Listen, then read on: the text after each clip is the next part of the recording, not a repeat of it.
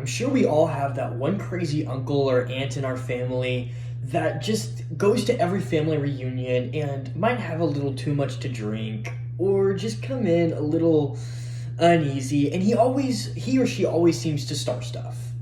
Well, right now in global politics, Putin is that crazy uncle.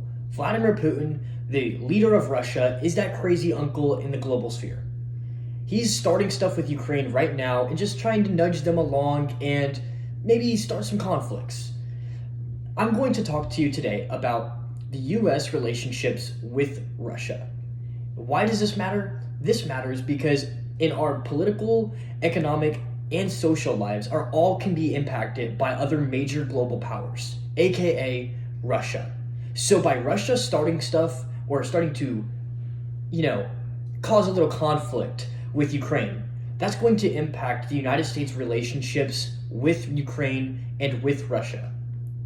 I'm going to talk to you today about the historical impacts the historical military standoff that the United States has had with Russia, the current military standoff that we're in with them, and why this is all happening according to the experts. First, let's talk about the historical military standoff with Russia. According to Jack Goldsmith, a former U.S. Attorney General, back in 2016, the U.S. had actually planned a cyber operation against Russia, and for Russian supposedly interfering in the United States elections. The United States could do more, but they didn't, according to Jack Goldsmith, because of the fear of retaliation in the future from Russia.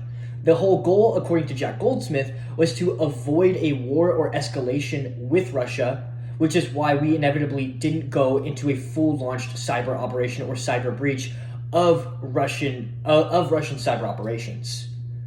And whenever you see the impact of this is very impactful on the historical relationships with the United States and Russia because it shows some uneasiness between the two.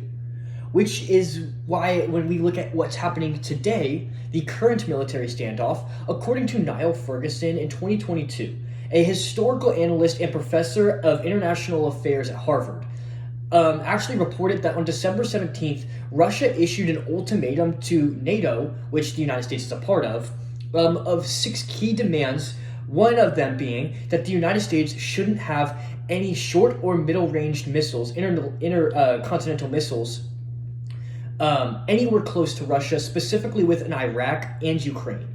This is very critical because the comparison was made here to Russia putting missiles in Mexico or Canada, which goes to show that the United States having missiles and military intervention in the regions very close to Russia shows Russia's perspective on this whole issue, that Russia just doesn't want to be bothered or threatened by the United States.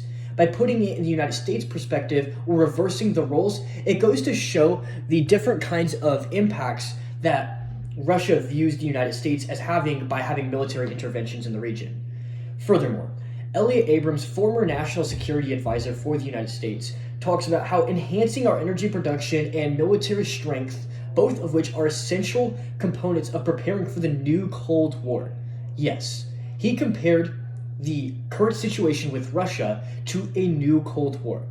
And this is very impactful because it goes to show that the current relationship between the United States and Russia is one of which that is comparable to back in the Cold War. It is not a very good relationship whatsoever.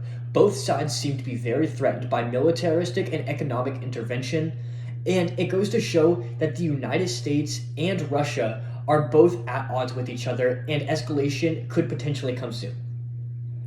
But why is this all happening? This is a critical question we have to ask ourselves and that we have to analyze in order to fully understand the United States and Russia's relationship.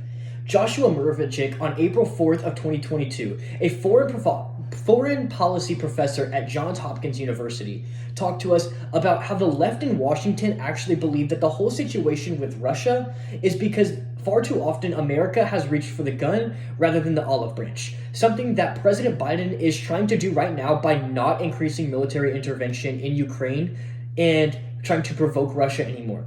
He also cites that the right in Washington believe that this is all because of the left and that Trump wasn't reelected and instead a Democratic candidate was elected. and that Trump had a better relationship with Putin, and how he actually handled Russia a whole lot better than what the Biden administration is doing right now.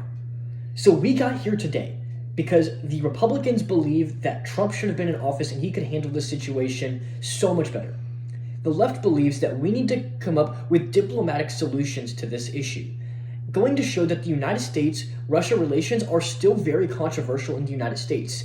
And even though we see situations starting to escalate, we got here in the first place because of the fact that either A, one side wasn't willing to reach an olive branch out, or B, one side didn't get their candidate reelected. The United States and Russia's relationship right now is comparable to that of the Cold War. Historically, we have seen military intervention from both sides around each other, specifically with the United States having military operations in the region close to Russia and cyber operations against Russia. In total, the United States and Russian relationships are not great. And this is very important because this can have severe impacts on the rest of our lives or in the near future if a new Cold War is to break out. The United States and Russia's relationship is not good right now.